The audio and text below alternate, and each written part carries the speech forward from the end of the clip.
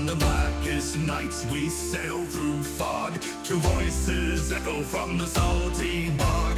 With tales of movies and actors bold, host Josh and Jillian, their stories unfold. Hold fast the wheel, listen to Jive, the Blank Podcast where legends vibe. From silver screens to haunted dreams, in Josh and Jillian's twisted schemes. Brought to you by Anchor Bay Entertainment. Now here's your hosts, Josh and Jillian. Yeah! Oh my god, welcome back to The Plank, everyone. Welcome back to The Plank, episode 11. Oh my god, is it? Is this season 2? Yeah. Fuck it. Yeah. Season 2. Season 2.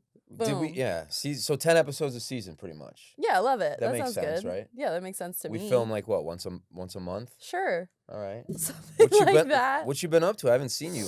Oh my god. People probably think we hang out all the time. But, I you know. we don't. I feel like I see you all the time. I do, though. but yeah, maybe that's the social media. You're like, we could aspect. hang out more. We could hang out more. I asked you to golf one time, but you were like going to India or something. What? Oh no, you were going to London. I'm just kidding. Oh. You were going to the magic thing.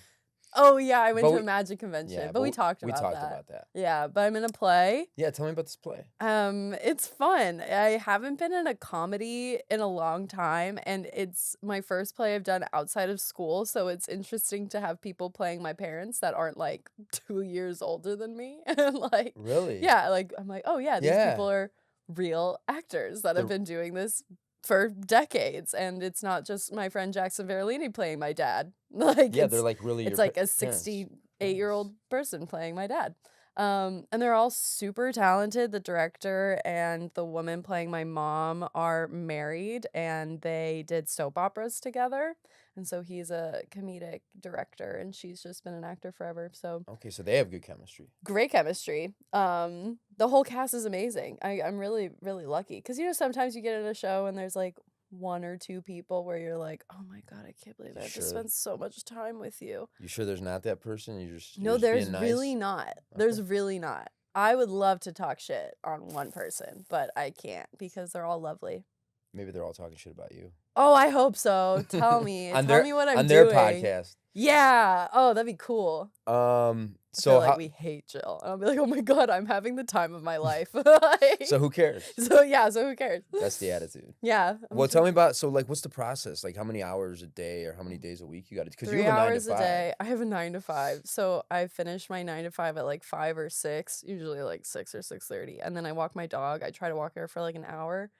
And then I have to be at the theater at 7:30. And then I finish at like 10:30, 10:45. And then I usually have to go back home and finish more work. So I'm sleepy. I'm a sleepy girl. I've been going to bed at like 2 a.m. every day. a busy girl I need right here. Adderall. I need an Adderall prescription yesterday. Oh my God. You have. Well, a friend gave me one yesterday, but I don't. Do you know? How It's only cool 5 milligrams. That though, would be. Oh. but I okay. don't know. I don't know if that's enough. Do you have a prescription? You have ADHD. I don't have a prescription. I've never done it. We should film a podcast episode should. where we go and It'd probably finally be get diagnosed. so fucking boring. Oh, I thought you meant where we both take some. Oh my God, no. And Where then the we, show would both be get a like- prescription. No, if we both take it, we'd be like, yeah. Yes. So Here's our guest. yeah. It would be boring. Yeah, we need the But ADHD We should. -ness. Do you think they'd let us film that if we went to the doctor? Do we have to go to a therapist for that shit? Yeah, we have to go to like a psychiatrist. Jesus. I know. That's like a movie. What have you been up to? I seeing a lot of concerts. I've been seeing concerts lately. Who? I saw Danzig a couple weeks ago, and then I saw Melvins and what? You don't know Danzig? I don't know either of these. Melvins. Well, nobody knows Melvins, but and then I was telling these surprise guests over here Ooh. before the show that I got in the mosh pit because I'm hardcore, and I was filming it, and I forgot I had like like shoes like that, like they just didn't tie. Both my shoes came off. Fucking phone went flying, Josh. and I was like trying to get my phone and my shoes, and it was just I grabbed one. I saw my phone because it was lit. And then I grabbed my shoe. I found one shoe, and then I saw the other shoe get kicked, and then someone grabbed it and threw it on stage. Josh, I mean this with no disrespect at all, but you're not a large man. I've never I been a would large be man. I've never. terrified seeing you in a mosh pit. I'd be like, no. No. People were He's gonna terrified get of me in the mosh crushed. pit. No, really. They're like, they don't fuck with me. I swear, this is always You how just it's been. get barrel. This You is just get in the always middle how and it's you're been. like, Well, I'm short, so I have a low center of gravity, so I don't really get knocked down. It's the big dudes that get fucked up. Those guys go flying. okay. And there was one guy that It's kept. like your shoe. Yeah. Yeah. And I didn't see the person that threw it, but so I went upstairs. My friends were upstairs. They're like, I go, I lost my shoe. They go, that was your shoe? Because they saw it. And it hit one of the drummers, and Oh, that drummer's probably pissed. I know. He's probably looking for the person. It's like it'll be like Cinderella.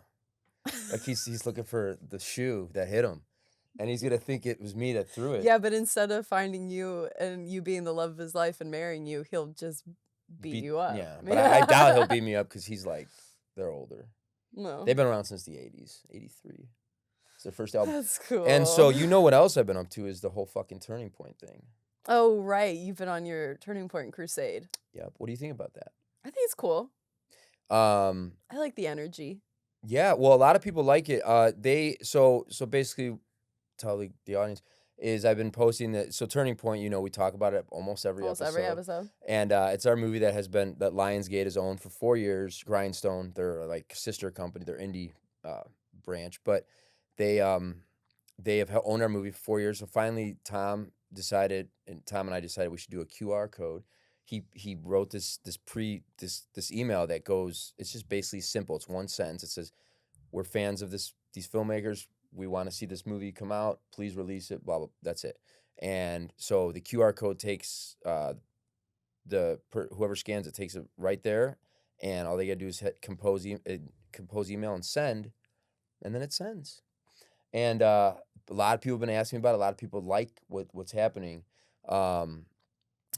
I thought Brian would be pissed off, Brian Katz, but he's like, no, this is cool. I did get an email from one of them like, can these emails please stop? Like a So cease and desist. that's good. So I'm like, you know, the whole thing is we offered to buy it back 2 years ago when XYZ wanted to release it. And they were like, no, we're putting it out. And they didn't put it out. And then Anchor Bay, we could release it. No, they won't let us buy it back. So it's kind of like, it's fucked up. It's Yeah, it is fucked fucked up. up. And I'm not, you know, and this is just like phase one. I'm being kind of nice in this phase, but like, Okay. if they start to, you know, fight back, then I'm gonna fight back. Like, just release the Okay, movie. I'm down to fight too if you want to You loop know, me in. Yeah, sure. I love a fight. Do you? Yeah. Okay. Are well, you kidding? My 9-to-5 job? That's like half of my favorite thing.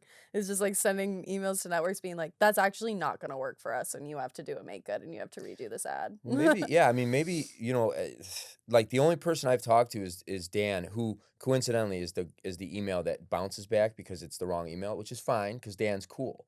Dan just can't. He's they send him. He's like good cop. They send him to talk to me. Cool. But he can't do anything about it. So he gets to hear me get pissed off, and I He feel gives you the bad. run around. Yeah, he's like they're like, Dan, just keep Josh, you know, at bay. And Dan you could tell he's frustrated. I actually think he's probably cool with all this. Like, I Alright, think cool. he's secretly like, Well, good let's for keep them. going. Let's Good keep for them. doing it. And Lydia Hirsch shared it. She's got 200,000 followers. Yeah. So she shared We it. just have to figure out how to share the link and not the QR, because no one can scan a QR code from their phone. Yeah, they can. You just hit double click it. Really? But I also do have a link that I've been sharing. Okay.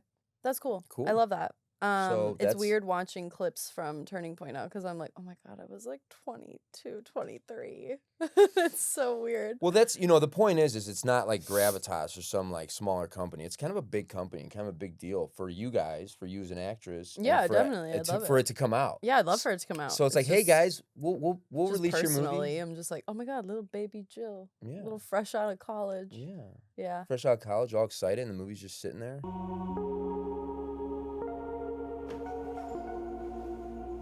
Hey, What the hell's that? he's got a safe, but it's bolted into the wall, so we just gotta... Are you gonna take it?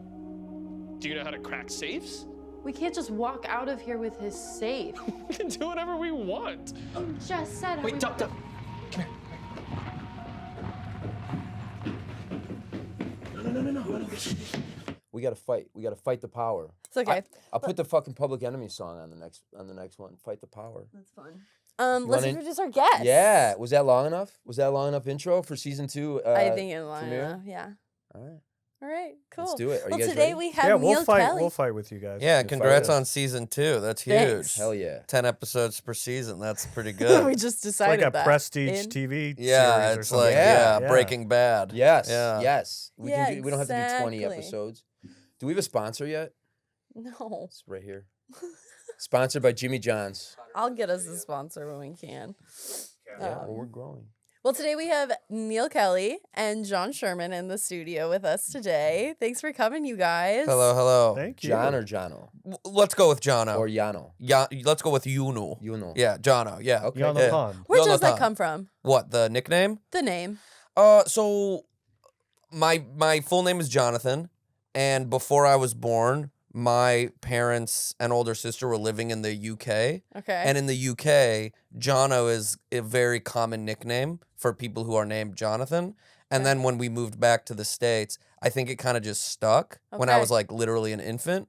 And then it's really been my name for my whole life. But as we were discussing, yeah. sometimes when I'm meeting new people, I just go with John because then I don't have to go through this whole process Yeah. that we're going through right now. Well, I'm is happy to bring you explanation through for the him. it. excruciating and painful process of I didn't know they explaining. had nicknames in the UK. It does not seem Oh like the no, kind they've of got a lot of nicknames. society where you would give someone a nickname. They've got a lot of nicknames. Interesting. It know? seemed like Jono was your name and your nickname might have been John in the UK.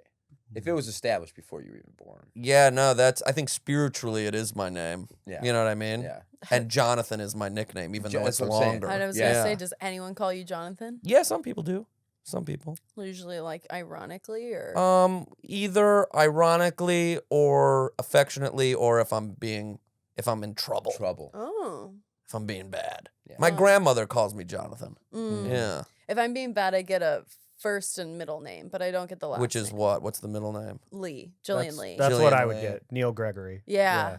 Ooh, that hit. You hear the middle name and you know it's going down. Yeah. Especially when your middle name is 3 syllables. Yeah. Yeah. Ooh, And your yeah. You first can name's one. really let it. The 4 fly. syllable is. Yeah. I get that. I feel Jillian Lee. Jillian Neil Lee. Gregory. Jillian is Lee 3. sounds like it should be said with like a southern accent. Jillian Lee. Yeah, exactly. Oh my god, you're right. Yeah. Jillian Lee. Mhm. I feel insecure that I'm the only name that doesn't start with J here, because this is really What? great. Oh, that's true. I'm not, that's honestly how I go.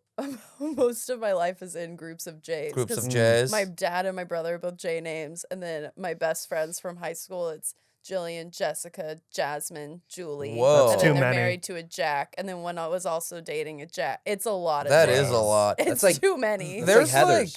it is Yeah. like Heather's. Yeah. There are some people who feel that like J names are like you're bad if you have a J name. Oh, fuck yeah. I Like you're a know. We bad are bad. person. And We're people- bad. What? Yeah. And sometimes No, I- there's like an internet thing. You know what I'm talking about. I know what you're Yeah. talking about. And sometimes I get that question, but buried under the, oh, so do you spell it with a J or a G? And I'm Mm. like, you're hoping I say G, aren't yeah. you? Mm-hmm. I'm not gonna You're say a G. J. though. Yeah. You're a J. Yeah. Jillian. I never heard. I'm with you. I didn't hear that. I've never heard of this. Jay. Because you guys are out of the loop. You guys Right. don't know what's going Yeah. on. I feel like I'm in. I haven't had a computer. Josh is like, Years, I am yeah. a J name. I'm a J name. Well, you guys There are are our people. first duo we've ever had on the podcast. Sweet. Really? Wow. Yeah. Honored. Yeah. Exciting. So we're here to talk about Daddy, the new movie that Anchor Bay is distributing.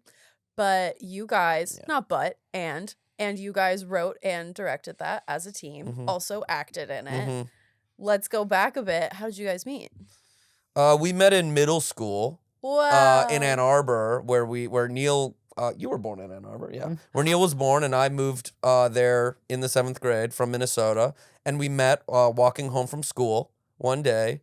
I was still very friendless, so he Hell and yeah. another gent named Tim Gutman were kind enough to bring me in, and then we kind of from there became very close quite quickly. Yeah. And in high school, we made short films together, and we were in a band together, and we were always being creative together.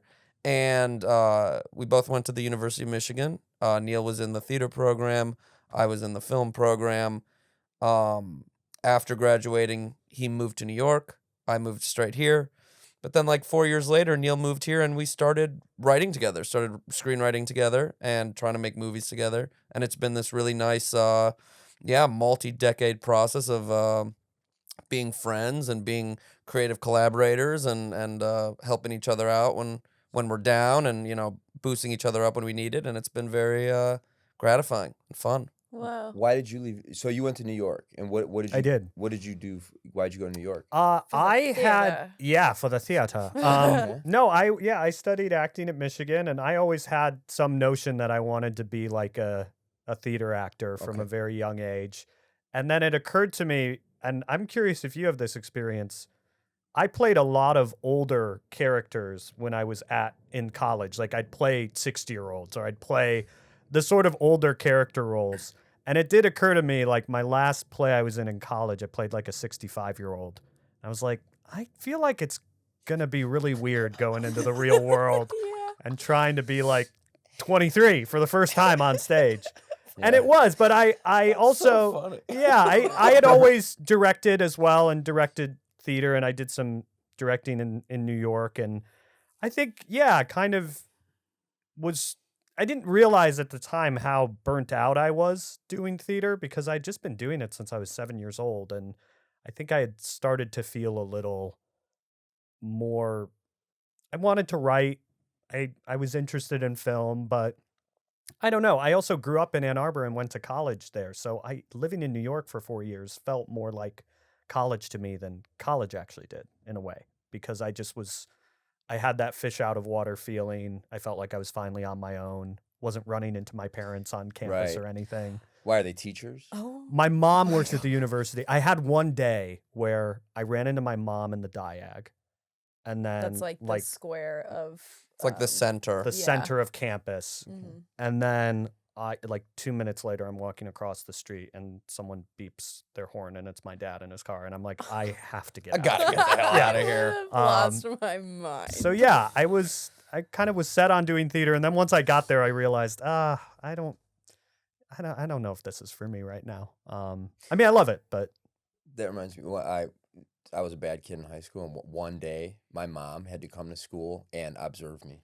In all my classes, she'd just sit in the back of the classroom and observe me. really, And she would try to like hang out like from class to class, and I'd be like, I'd be like, get away from me. Get away from me. was this her idea or No, your it was the teacher's teacher's idea? idea. That's how That's bad crazy. I Oh was. my That's god, how the teacher hated you. Oh, my teachers hated it me. was like it was like the school's idea. But what is the my point God. here? What's the point of that? Because Yeah, my mom's not like a therapist, like a psychiatrist. but also you must have known. Just to debase him, to make him feel like Powerless. an outsider. Yeah. But you didn't. I'm sure you were on your best behavior because you're like, I'm just going to be good Yeah. today because my mom's here. And then my mom's going to be like, he was good today. Yeah, Why did as I come? if he would act it's like normally. a scared straight program, though. It's a punishment, is what it is. It's a it was punishment. a punishment. It was Yeah. and I can't remember if like how it was. It was just like I can't remember how I acted in class or what like.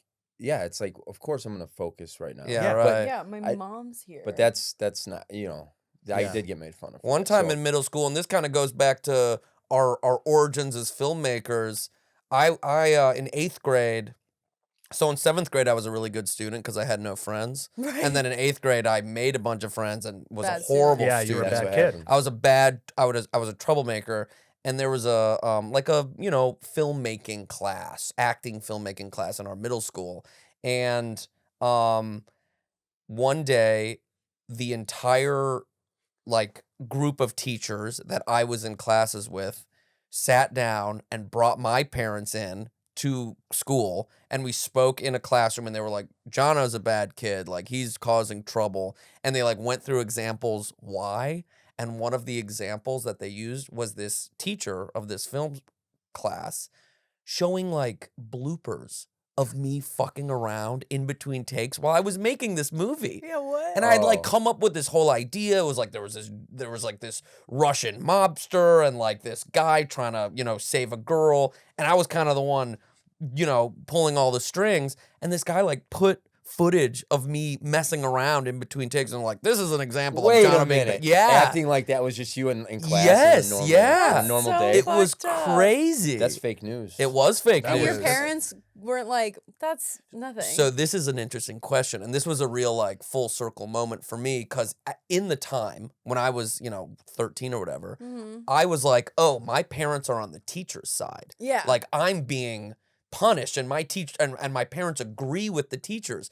And then like literally 3 or 4 years ago, I brought this up with my mom and dad. We were together somewhere, and they were like, yeah, that was like the craziest, most absurd thing that ever happened. We were so pissed off that happened to you. And I was like, I had no idea. Wait, they never. You guys didn't couldn't- talk about it after school. I know. What They- happened after school? Did you get punished?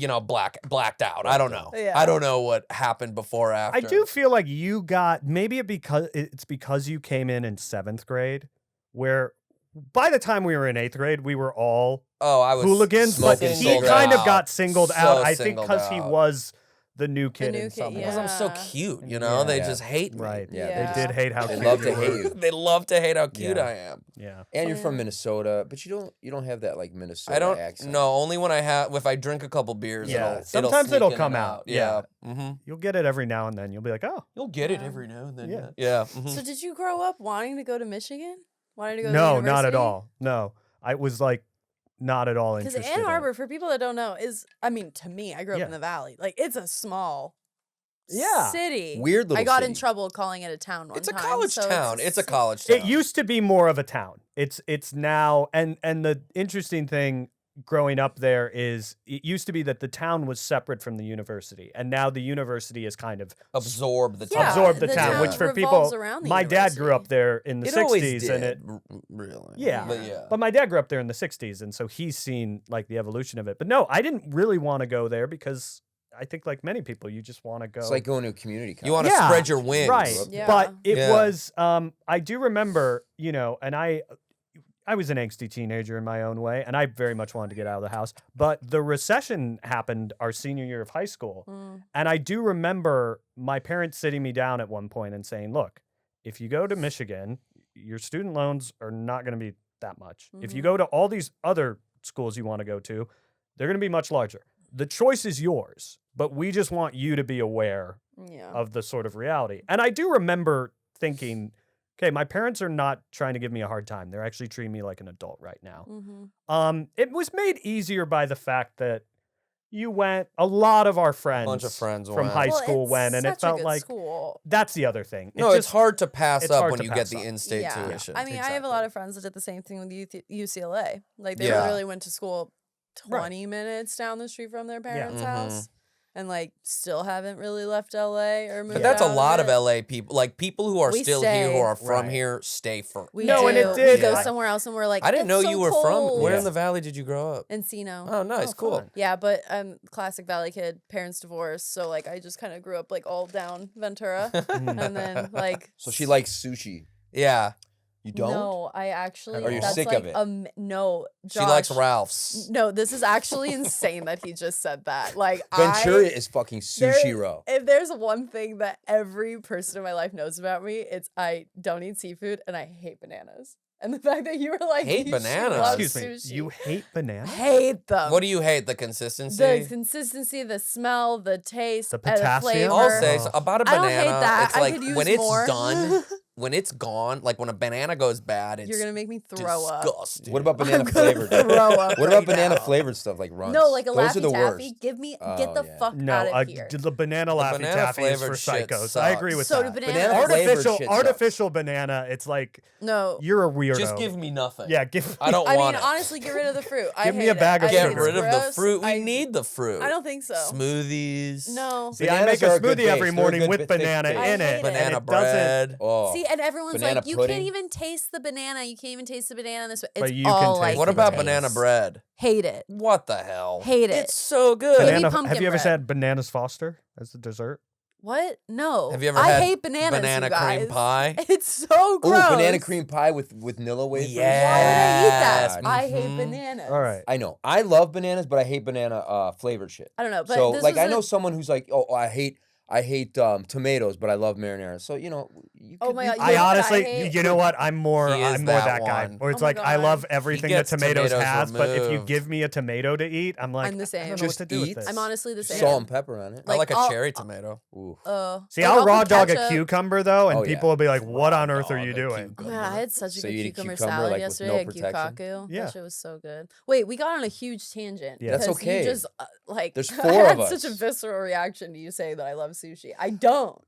But anyway, Because just Ventura is like sushi. Yeah, it's Yeah. sushi town. I know, guys. But I think the nice thing about going to college in your hometown is you don't have that adjustment period. So you can kind of, at least for me, I was able to dive into like doing plays right away. Yeah. Because I was like, I'm totally comfortable here. The I culture don't shock I know doesn't happen. I know everywhere to go. I know all the buildings. Yeah, that's Of so course true. I'm meeting people and everything, but I just felt like, cool, I don't need to like get my bearings. I can kind of just dive in and Yeah. start doing the stuff I want to do. Yeah, that's cool. Which I think was a real benefit. You ever do anything at Purple Rose? Do they No. have that? Like No, No, that's in Chelsea, but yeah. I I've know. seen That- seen some plays there. Yeah, it's that's great. Jeff Daniels. Yeah, play. Jeff Like, Daniels yeah. Playhouse. So I don't know if like Well, that's Yeah, cool. we They're had a doing a call professor, for Vince Mountain, who was like one of the production professors, set design professor. He would design sets for those plays at Purple Rose a lot. So there was like kind of I think maybe some professors maybe even acted in some of those plays. but- Purple Rose of Cairo. It's named after a movie. Woody A Allen movie he that was in, yeah. Oh. But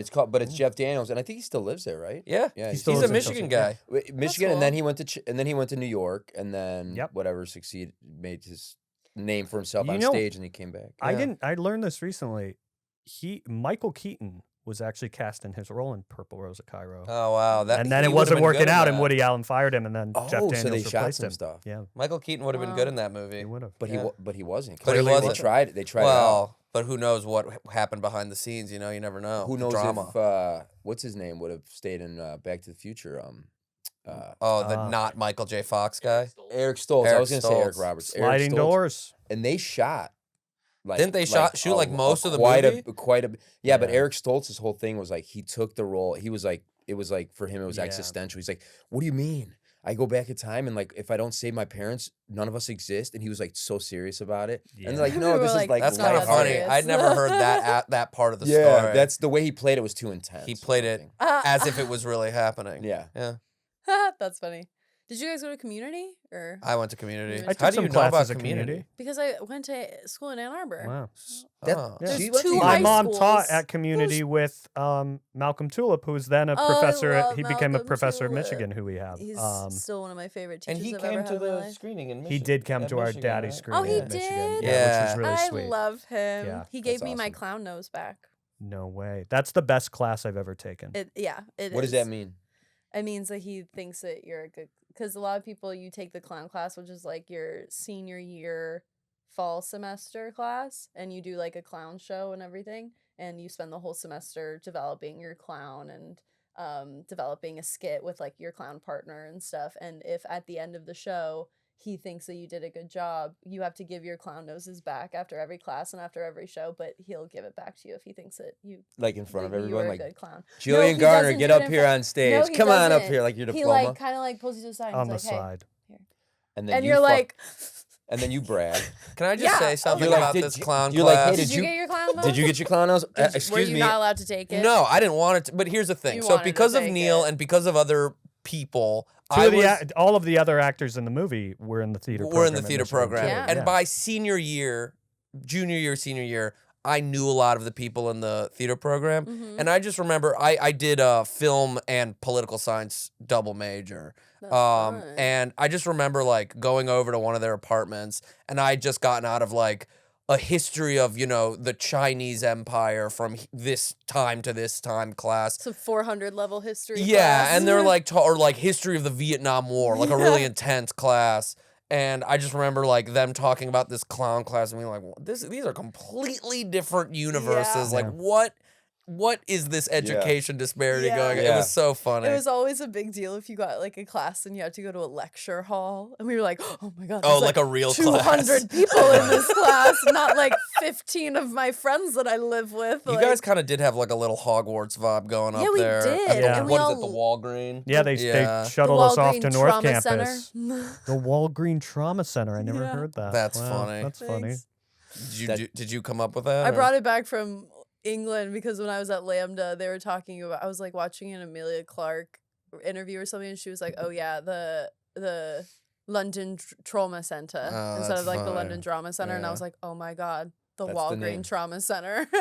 You could do that with any drama center in the world if you wanted to. And you should. And it probably would Yeah, work. It Yeah, works. mhm. Yeah, but I loved college. It was fun. But we all did live with each other, which was weird. We probably shouldn't have all done that. Yeah, it was like you get to know people really, really, really Too well. well. Yeah. And I tell people, I'm like, people in my BFA, they're like that's my cousin. Like I could not talk to them. That for is how it years, feels. But Yeah. if they called me up, if like Vincent called me up from Mississippi and was like, "I need you to be here next week," I'd be like, "Yeah, I'm there." Wow. Like that's my cousin. Like. I have a lot of my class lives out here, which is really nice. So what happened in the 4 years where you moved out here and you went to Nueva York? We didn't speak. I Yeah, don't we didn't know. speak.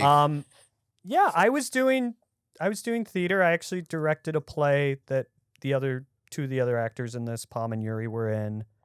And, finding myself, figuring it all Course, out. sure. But I would come out to LA periodically. We'd Yeah. spend time together. And, I think I had started thinking I might move out to LA. And then a friend got married and asked if we could reunite our band for their wedding. Aw. So we performed a song at their wedding. Oh, And you that guys was are- really fun and felt like, oh yeah, this is still, The creative juice is still there. yeah. And so I moved out to LA not too long after that. And but yeah, you were doing some short films and a web series and stuff. We were Yeah, I was we were keeping writing and tabs on each other. auditioning and I was working Auditioning, in so you wanted to be an actor. yeah, and I was working at I worked at a post-production house for a while. So for the first few years living out here, I mean also just getting acquainted with the city and trying to find now I'm lucky enough that, not only Neil lives out here, but two of our other really close friends from home now live here too. And then obviously I've made friends through the years, but the first couple years was just trying to get my foothold anywhere. Yeah. Which was definitely a maturing process, Well, you were the first one. Yeah, yeah. So you had to set the tone, and then now did you all your friends come and your established friends that you made here? You're like, all right, here, these are your friends now too.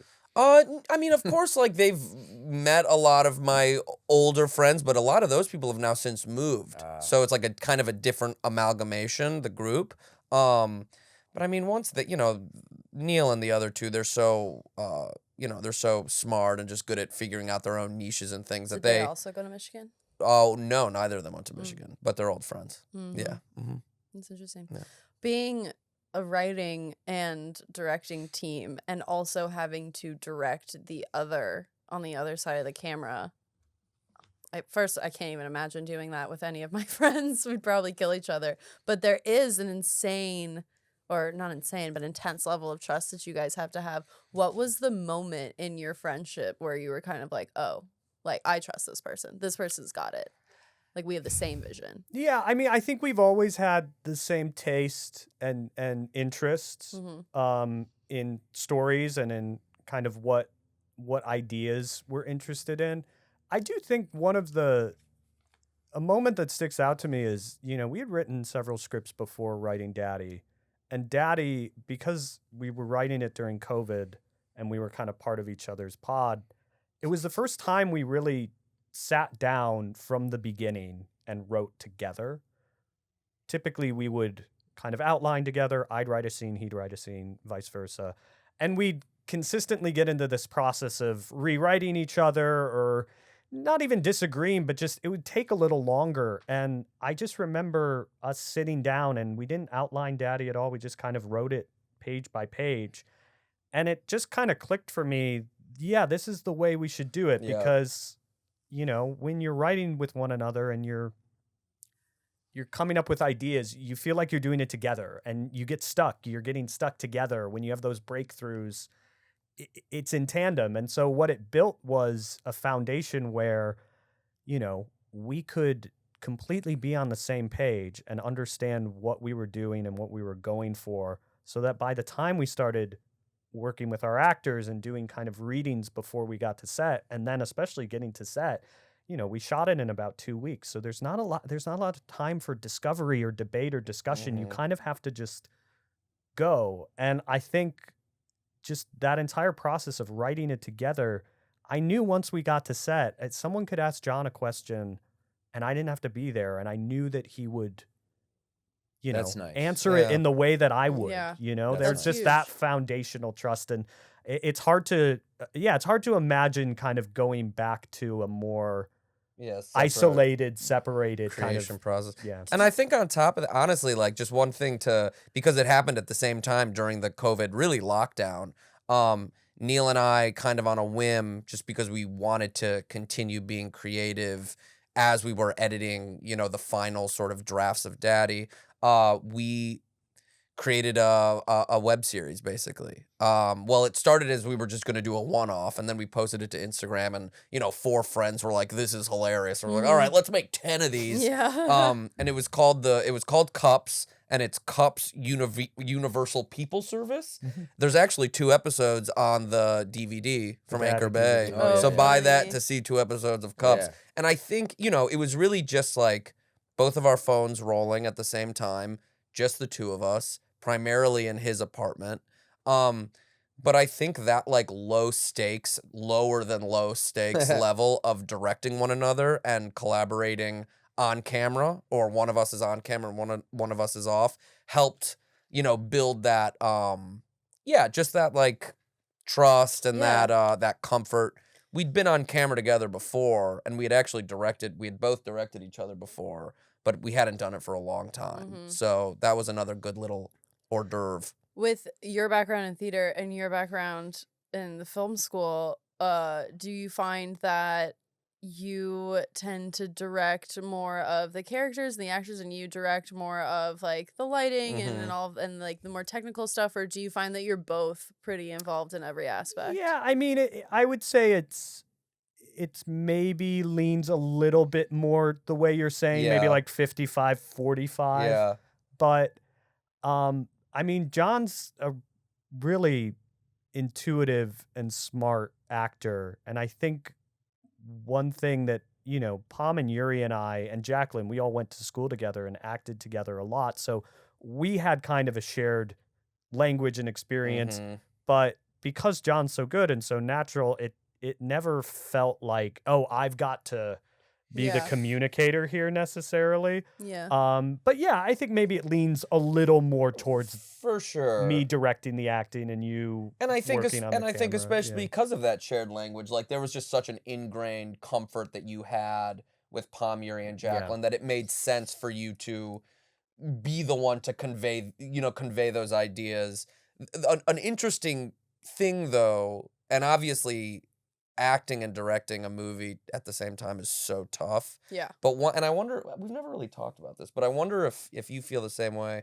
Something that's fun about it is that sometimes you don't actually have to direct other actors in the sense of like in between takes or giving them notes. You can almost direct in real time by augmenting your performance to direct the energy of the scene in the way that you want it to go. Yeah. And that's what I did, honestly, just as often as talking to the other guys. It's like, oh, we want more of this. I'm just going to do that and trust that everyone else in the scene is going to pick up on that and follow. Yeah. Because there's a particular moment in this movie where it turns and it goes from being a little slow burning to these guys are a little more wired Mm-hmm. and a little more anxious. And so, yeah, I think there were moments Right. where we're doing a take and you and I are telegraphing to the other actors. Yeah. This is a little more, they're a little hyped up here. Right. And it might take the other ones a It beat takes or them a two to beat- get into it. exactly. That's so Is that cool. why? Because I noticed your characters in the movie are more like, oh no, you in the Well, I'm by trying to the think of end, the he's dynamics. pretty intense. yeah, right. Yeah. Yeah, he's literally killing.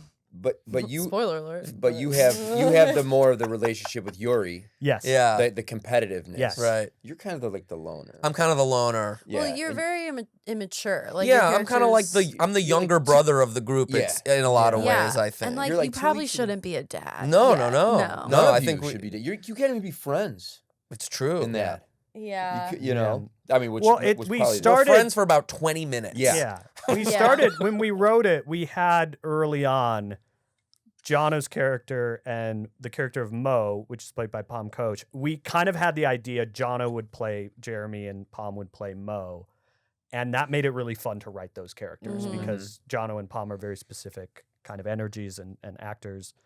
And with Yuri and I, it took a little while to figure out. We knew those two characters were kind of on a collision course with one another, but who might play who, or even if we would do it, it took a little while. So it's kind of interesting. We had two baked in and worked out pretty early, and the other two took more time. I'm so curious because you are so close to so many Michigan actors, and we do have a similar language. And like, I always prefer to do self tapes with Michigan friends because it's so much. There's just that level of trust, and there is that shared language. Have you noticed a difference in working with like mainly Michigan actors and then others? I mean, there is just kind of like that feeling that you are not intruding, but it's almost like when you go to a friend's house and their extended relatives are there. That's sort of what it feels like. I mean, you guys just have a language that you speak that others don't speak, and it's cool to see. I mean, it's cool to see that level of comfort. When it comes to working with other actors, I mean, then you're kind of all entering on a nobody knows. Well, I mean, we are level. we are by far the most amateur, least experience of the other.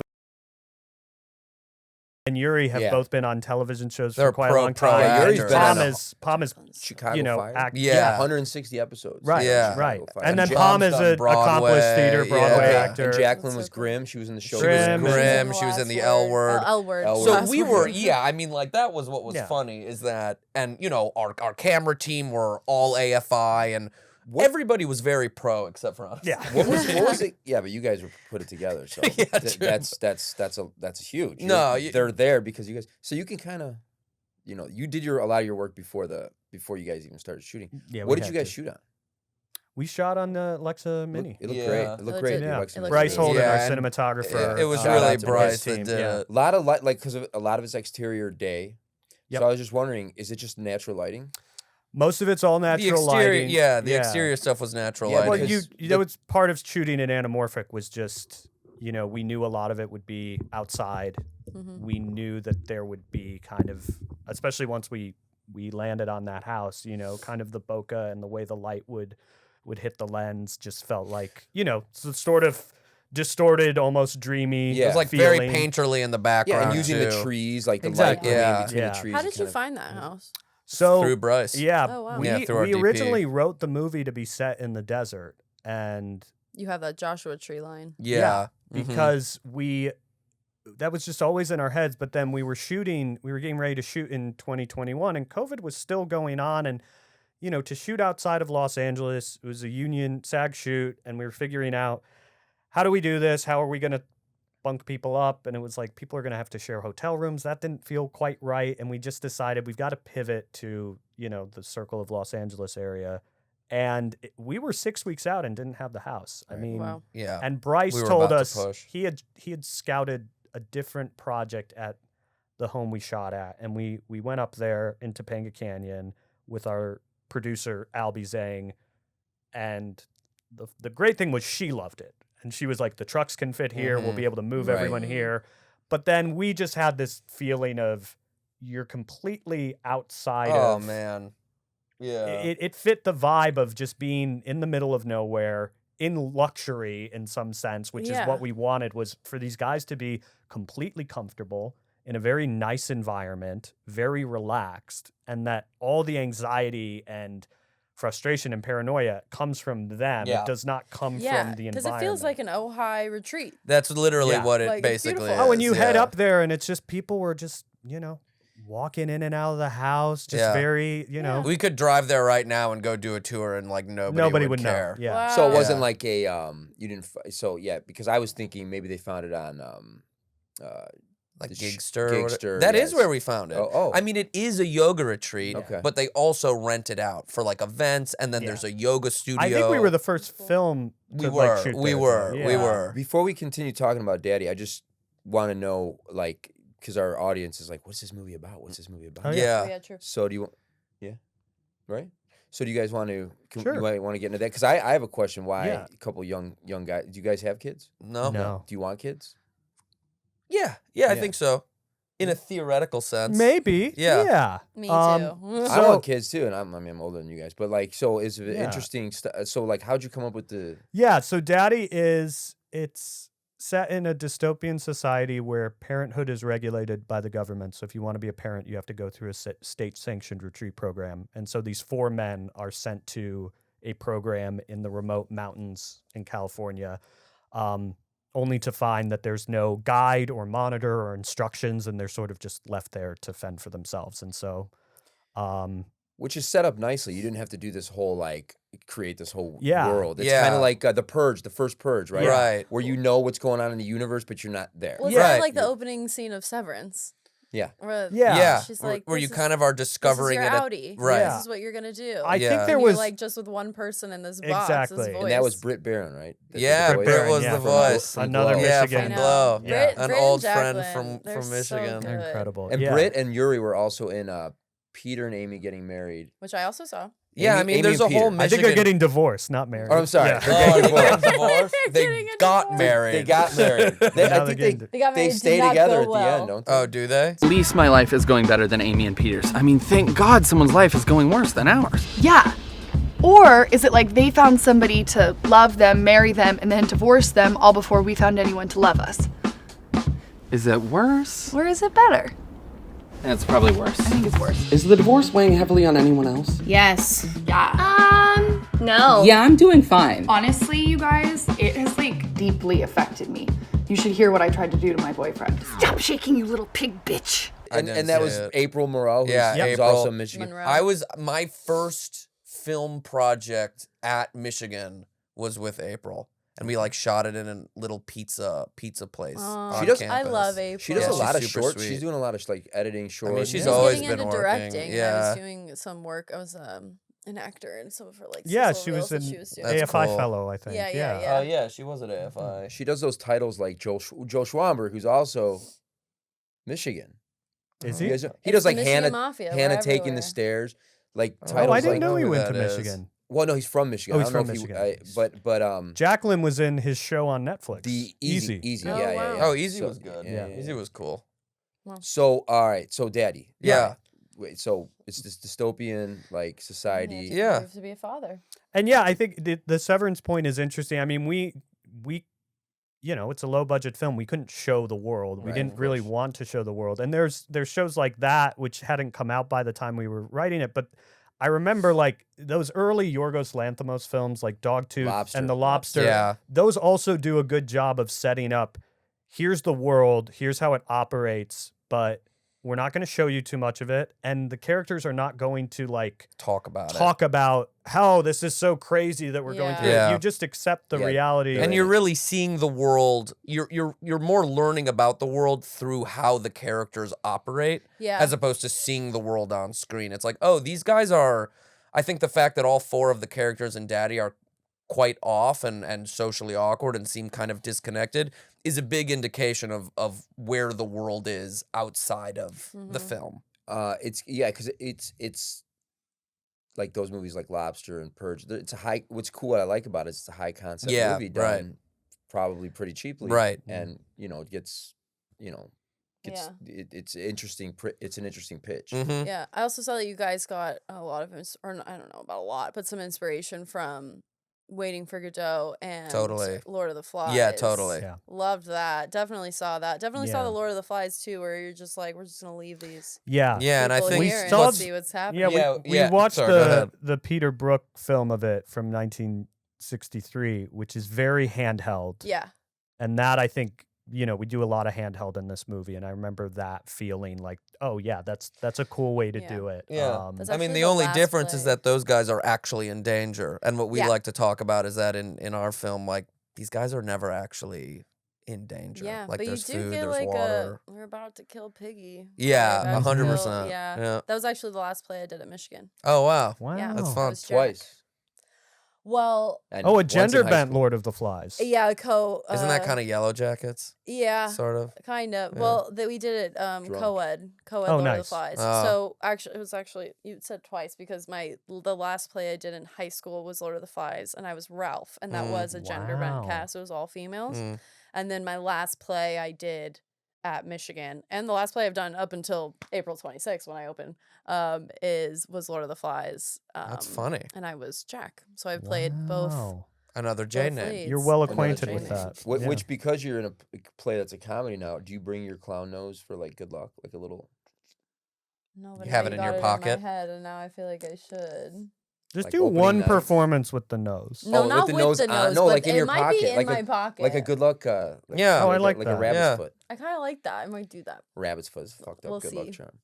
So yeah, so it's a cool. So what made you guys come up with this concept? Like, are you guys you've written some other features together? Yeah. And you're like, this is the one. Yeah. It's an easy elevator pitch. Right. It's Yeah. COVID. It's friendly. It's COVID. one Yes. location. So you guys wrote it in 2020. Yeah, we we had- wrote And it in shot it the next. Yeah, we wrote it sort of in October, November of 2020, and then we were shooting by December 2021. Okay, so did you know your producer beforehand? Like, who's getting the money together for this? We got the money together. Okay. Yeah, we Yeah. kind of did the like. And your producer's like, oh, you already have the money and all Yeah, this stuff? Cool, exactly. I'll Great. produce it. We were so, like super a ins- creative producer. We were Yeah. super inspired by like the route that the Coen brothers took with Blood Simple. We're So you went to basically- dentists? Yeah, literally. I mean, I'm sure some of our investors Oh, were definitely. dentists. Yeah. But yeah, I mean, like we saw that, and we thought that we had the kind of community that would back us up and invest in us, and they did. You know, it was we're super lucky that we come from Ann Arbor and that we come from a community that supports creativity and supports art and can actually financially Yeah. support it. And Minnesota. The Coen brothers are from Minnesota. yeah, my dad grew up with the Coen brothers, so that was That's another cool as sort hell. of part of it where it was like, well, we've seen this work, like, and obviously they're not the only guys to have done this either. Like, it's it's how a lot of filmmakers get started. Yeah, is- that's Tom and I did Badger Game the yeah, same way. like let's just see how much we can raise. People don't know this, but they know Ann Arbor for University of Michigan, but Ann Arbor is a artsy town. And do they super still have the artsy. experimental film?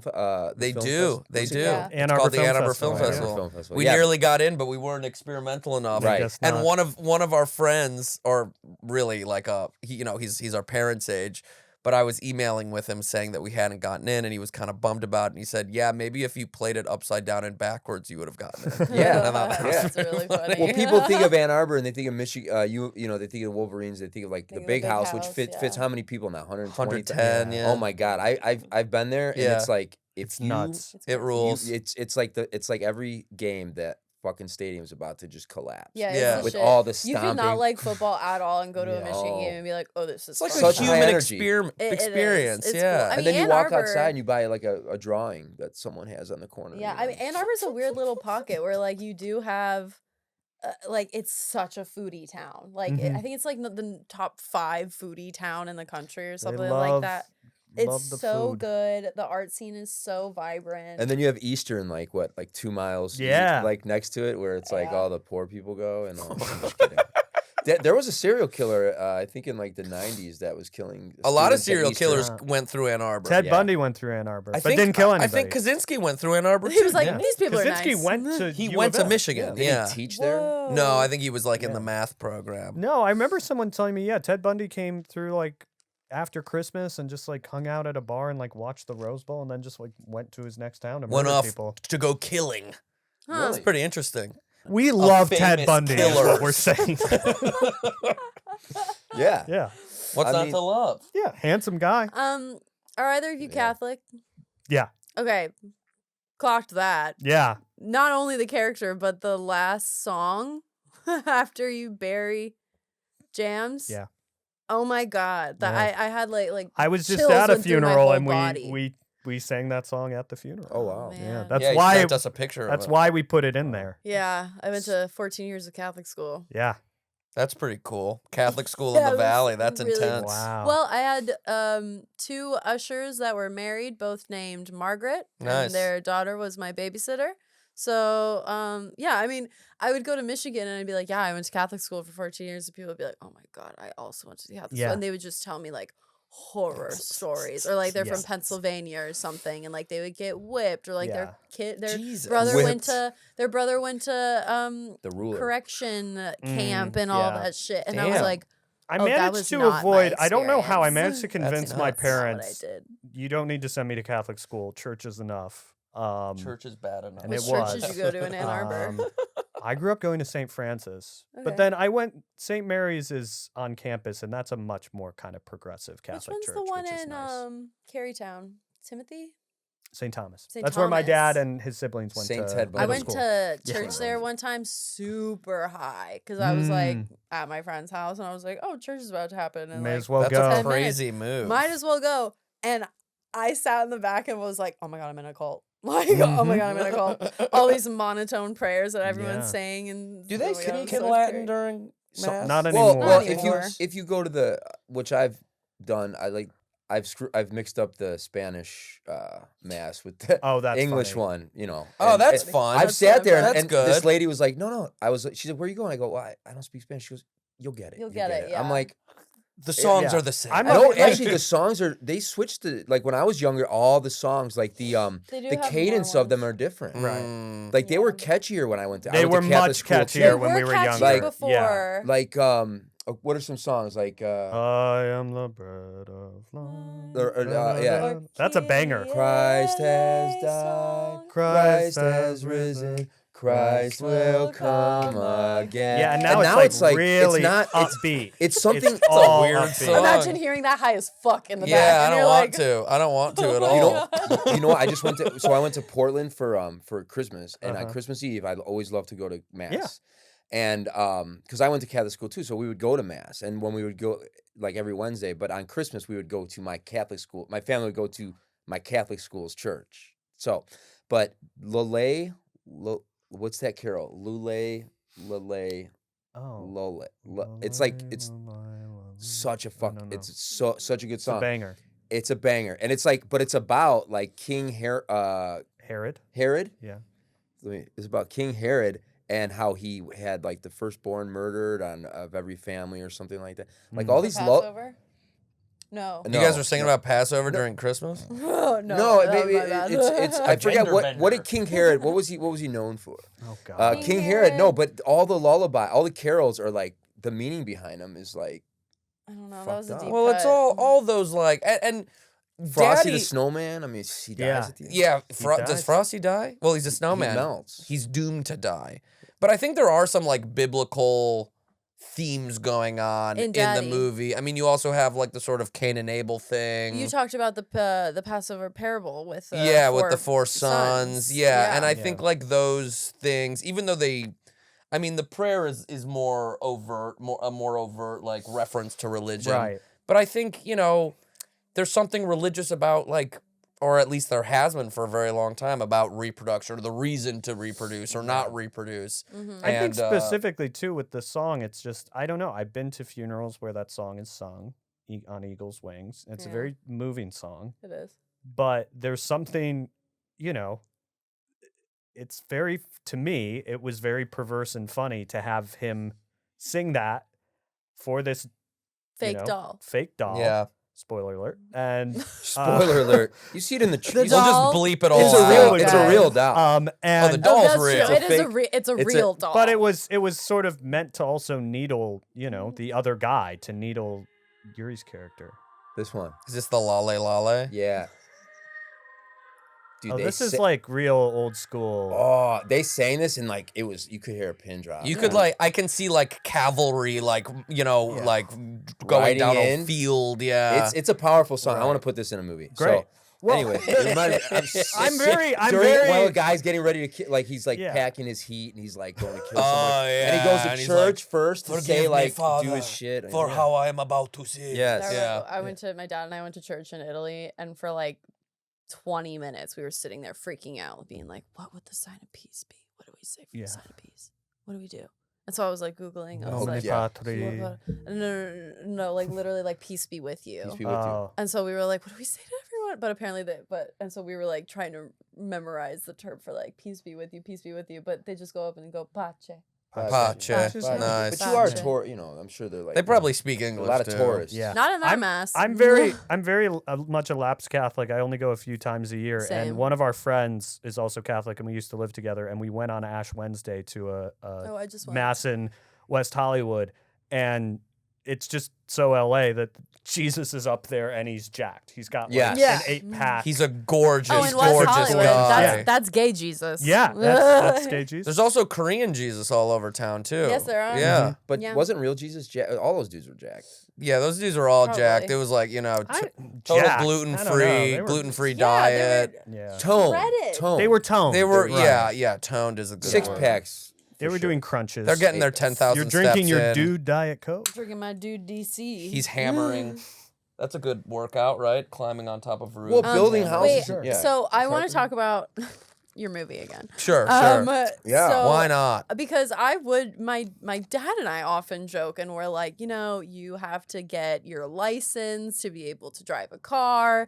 You have to go through so many like interviews and you have to do school if you want to be a doctor or like lawyer. There's a lot of things to do an important job. You have to go through a lot of checkpoints and take a lot of tests and stuff. Whereas parenthood, arguably the hardest job and the most important job in the world, any motherfucker can do that. Schmo. Any Like Joe Schmo can Idiocracy, do the that. beginning of Idiocracy. Anyone can do that. And that's crazy. And so when I started your movie, I was like, oh, this is actually like a really interesting concept and something that I'm not totally like, what? That's crazy. I was kind of like, okay, I'm on board to Yeah. see how this goes about Yeah. because I don't know, there are some people that shouldn't be parents and they do become parents. So the idea of like this test and this testing if you have enough empathy, or I don't know what you guys think the actual test is. Right. But what Yeah. I like, think something that we toyed around a lot was that, yeah, like on the surface, in a theoretical, it's not a bad idea. That like Yeah. you go through some form of, An yeah, interview or- certification yeah. or just, yeah, interview. What we spoke about was that knowing what we know about society and what we know about humanity or how we feel about humanity is that even if the idea was a good one, who's ever in charge would probably find Fuck a it way up. to fuck it up. Yeah. And that's kind of where our story starts, Yeah, you know? and I think Yeah. specifically with fatherhood, it is inherently, you know, a fairly abstract concept. You know, the mother is the one carrying the child. The mother has the real physical experience Has of the birthing the milk. child. The child is The a milk. part- Feed it. Right, right. Yeah. And the Yeah. father can just go And- off yeah. for months. and- Right. So I Literally. think, yeah, Start a there's- hobby. Yeah, and I think there's Get there's some sleep. there was just that idea of what Men go through. Well, no, what men go through, but also what I think, you know, I mean, you just mentioned it. It's like we've spent, you know, hundreds and hundreds of years of men kind of being away from the family, going out into the world, bringing back resources and food. It's only in the last, you know, 50 or so years that those norms have started to change and Yeah. shift. And women now make up, you know, 50% of the workforce. Yeah. And fertility rates are lower than they've been, I don't know, in generations. Exactly. And I think in general, there's just more of an existential question around people having children. But specifically for men, I think as gender roles have shifted and men are expected to be more empathetic, they're expected to be more vulnerable, they're expected to be more present. I think that's partially, you know, part of the kind of crisis of masculinity everyone talks about. Yeah. That we maybe. see is men aren't really sure what their role is. And then the quite women are like, anymore. "Oh, this man's he's too involved." Mhm. I do know parents like that where like the father becomes involved and the mother's like, Yeah.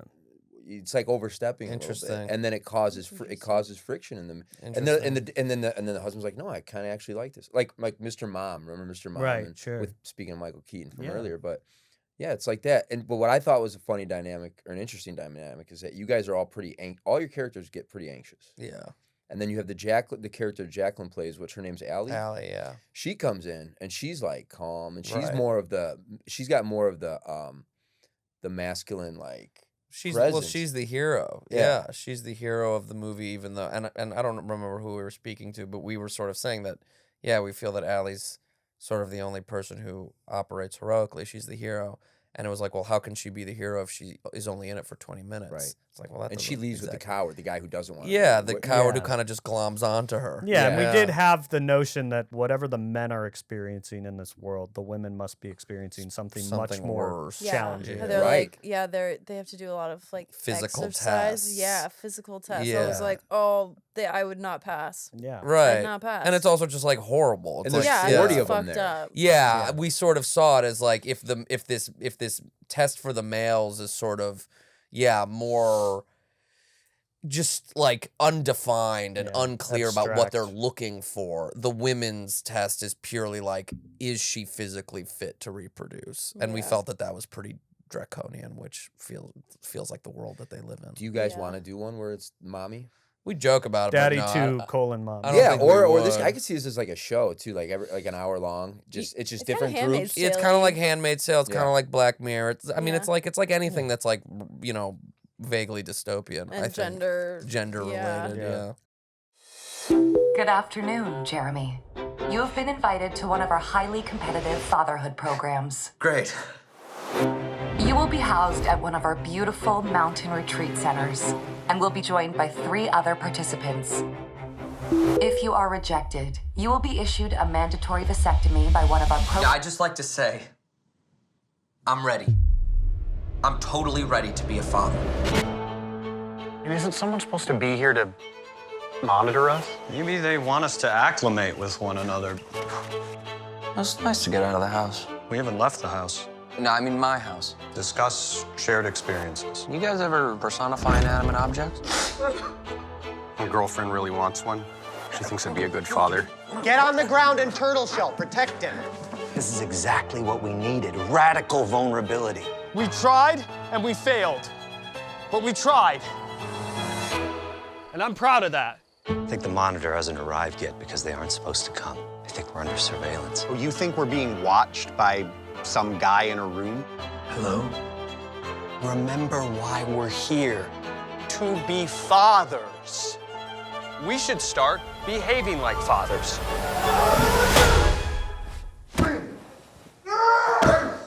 How do we do that? So how many how did it go? Was it in festivals and stuff? And Yeah, what was yeah. that experience like? It was interesting. I think if we could do the festival circuit again, we would do it differently, because when we first started submitting, we got into some cool festivals, but then we wanted to push and wait to see if we were going to get into one of the market fests. Of course. And I think if we were to make that decision again, we would make that same decision to sort of go for the home run hit, see if you can get into a TIFF or a Sundance, and see what happens from there. Because are you saying because you think they like to premiere movies? Well, So well, not because only you've that, already just played, but you like grab laurels. You grab laurels from these other ones. too, Yeah, which look but good. if you're trying to get into one of those premieres, right? Exactly as you said, they like for it to be a world premiere, right? And if you're playing at a few other festivals before that, the likelihood that you get in go down. And from the inside, and Tom could speak more to this, is from the inside, a lot of those film festivals already have their movies chosen. You know. We know that like now. it's political. You're right. Exactly what we think happens. I mean, I was pretty not ignorant to that. I think I was ignorant to how strongly that impacts that part of the industry. Dude, I was ignorant too. We sent Badger. I've sent even my first movie. Like I sent to all those. I'm Right. like, oh no, I'm gonna be the one. Right. But I think once like in the '90s, when you take movies like Clerks, or even Right. like yeah, you know, or a movie like like Stranger Than Paradise, Right. in Cannes Film Festival. Mhm. But like speaking of Clerks, I just saw Kevin Smith like before I came here on my way. He's kind of a Valley King, isn't he? Yeah, I really didn't. I think of him as like an East Coast guy, New York guy. And he was he gave a bum change. He was walking into CVS. I was walking out. I was buying this What a good tape. guy. Tape this shit up. That's funny. But yeah, gone are the days where like yes, the '90s, all these indie films. Yeah, I think people have the legacy in their heads of. I think this the is what it festivals looks also like. perpetuate that legacy. Yes, and that You know? it really. But at the end of the day, it's like if you have the right connections and know people, or it is the lottery ticket thing of like they do take movies that are Yes. come out of nowhere, but the chances that's going to be you is you don't even. few and It's far like between. you submit it, you forget about it, and then you get Yeah. you get it, and you're like, no, Right. Yeah. But on the off chance, of course, especially if it's a well-produced movie, a good concept. Like if Right. you made I'm sure you already know filmmakers whose movies they make a movie and it's not good. Right. And they're like, yeah, we're really hoping to get in this and this, and quietly you're like, definitely not. Right. You're not. But I think your movie had enough going to where the optimism was. We felt it was worth the risk. Yeah. Yeah. And we worth did. the risk of like what, $200 or No, what? well, just the risk of Waiting. foregoing some of the acceptances that we got at honestly pretty cool festivals that I think we would have liked to play at, but didn't because we were waiting to hear back from Sundance. and What South was by and Sundance. yeah. Well, what was so now so now you're in you have distribution with Yeah. Anchor Bay, which is another I'm started in Michigan. Yeah, Tom gave me exactly. my first job in LA, actually. That's so Did he? I- Where? he was working at Post Post Haste, Haste? and Okay. I came in to direct voiceovers for some of. Oh. Post Haste was working with Netflix on their international shows, and their international shows are dubbed over in English. So I actually directed the English language dub. of Interesting. A couple of the shows. So you've known Tom before this? I've known Tom. Okay. Yeah, we sort of we get sort of circled each other. They were interested in working with us on a script we were trying to make before Daddy, and then COVID hit, and we kind of pivoted to writing Daddy, and then around the time we were finishing, they were starting to talk about Anchor Bay and thinking about it, and so by the time we were kind of wrapping up our festival run, they were starting to get moving on Anchor Bay, and it just kind of felt like a natural fit. And now that script that we were trying to get going before COVID hit, we have now rewritten it and are now trying to get it made as our second feature. So we've rewritten it to sort of boost the budget and boost the expanse of the story, and now we're on the path to trying to get that one made. Wow, well, that was going to be my next question is everyone's favorite question is What are you after doing next? Yeah, what are you doing next? You put all your blood, sweat, and tears into this project. What's next? Yeah. So You do die when you make a movie. It's a lot of hard work. So We you feel lose we're coming. a piece of yourself for sure. We're definitely coming to. I mean, it's like we've been working on it for almost 5 years, and so now that it's finally out in the world, it's this mix of you're so excited to get it out, but you're also excited to move gotta on. let it go. Yeah. You're done with it. You're over it. Oh, well, we moved on. totally, It's a thing you move on creatively Yeah. from. I think the hardest part of this process has been we've really been producing it as much as Mm-hmm. anything else, and we finished making it almost 3 years ago. So the creative part of it ended then. Did you guys do editing? Do you do editing? No, we edited with an editor, Mitch okay. Martin, who Yeah. was an awesome collaborator. Honestly, though, like something that was very liberating, just going back to the festival piece, was realizing that when we were playing at festivals, I remember it clicked at one point that I was like, oh, I can leave. Like, I don't have to watch this in the theater. Yeah. You know, Yes, because you can go It's next not door like and we get can go drunk. next door and get a drink and then Yeah. come back for the Q&A, and Yeah. that's what we do That's now. the But for a best. while at the fest, it was like, oh, we should like watch it. Like, it. this is fun. And eventually it's like, this isn't fun. No. Well, because it's That's a like dark us when we went and saw Beetlejuice. Yeah, but we won't say for what movie. Yeah, we won't. Because we're gonna. But we'd seen it before. But we had seen. We had already seen There it. you We go. say I saw it twice. Yeah. So, but because it's a dark comedy, I think, right? Your Totally. movie? It totally is. Daddy. It's kind of a dark comedy. So, what would be interesting is for you guys to see what people laugh at. Oh, and what, well, we've seen what they that don't. for sure. Yeah, and Yeah. if we find that when it's a bigger crowd, the laughs come easy. When it's Yeah. a small crowd, we played at a festival and maybe there was like 15 people there, and they weren't sure. It was like sometimes you need a bigger crowd That's to why. almost allow permission. Yes, that's to why. start laughing, Can I and then laugh the at group this? really gets involved, and that's exciting to see. That's It's really fun rewarding. when you Yeah. see that people are like understanding the comedy. I remember when we played at Michigan Theater in Ann Arbor, there was like 250 people there because like the community really that's came such a out, good you know, theater because Ann show. Arbor rules. And during the funeral scene, during Neil's song, there were a lot of laughs, and Neil kind of leans over to me and goes, "There's a lot of Catholics." There's a here." lot of Catholics in this audience. Yeah. So for your movie, who do you let's ask Jillian. Who do you think in order is the best to worst parent out of the four? Daddy out of the four. Well, which guy leaves? Mo leaves? Yeah, he's the Mo worst. He's the leaves, worst. So he's the worst. And he's also like, let's just get the fuck out of here. And she's like, I'm actually trying to have a kid. And he's like, okay, I guess that's fine. Like, yeah. I'll Indecisive. go with that then. Totally And I indecisive. was And like, she's like, whatever. she got the ick right away. Yeah, I Yeah. did too. I was like, okay, actually, you can stay. And then, yeah, I mean, your character, duh. Not great. He literally sees a woman and is like, I bet they fucked. Yeah, and it's he's like, not a shut great up, dude, dude. yeah. I guess this is kind of I an hope easy you never question. have a daughter. Your Then the other- character. Yuri- No, you it's- can, I you don't can be a take- girl I don't dad. take That's offense. totally fine. I'd love to be a girl dad, Yeah, yeah. it'd be fun. Yuri's kind of a psycho. Huh? Yuri. Yeah, I mean, Yuri's a psycho. He literally. He's so, intense. do we understand that he's a psycho, or is the idea that this environment kind of triggered the I think psychosis? he comes in with a certain swagger and Right. Yeah. and faux confident male energy that he's the one who tries to sort of get everyone to turn against each other. Yeah. So I think there's something inherent in him that is maybe a little That bathroom competitive. scene. But is Oh, yeah. fucked up. That was fun to shoot. I was like, we oh were my just sitting on. I think he was in the bathtub and I was in the toilet, or I was on the toilet. yeah, just we had like the monitor. crunched in this little cube, just watching Yuri. And it's the same shot for that whole scene, Yeah, right? it's just like a little zoom in. Yeah, it was really good. Yeah. The What's whole funny like, is- Truman Show reference was funny. What's funny is he tries to be the alpha, but then he's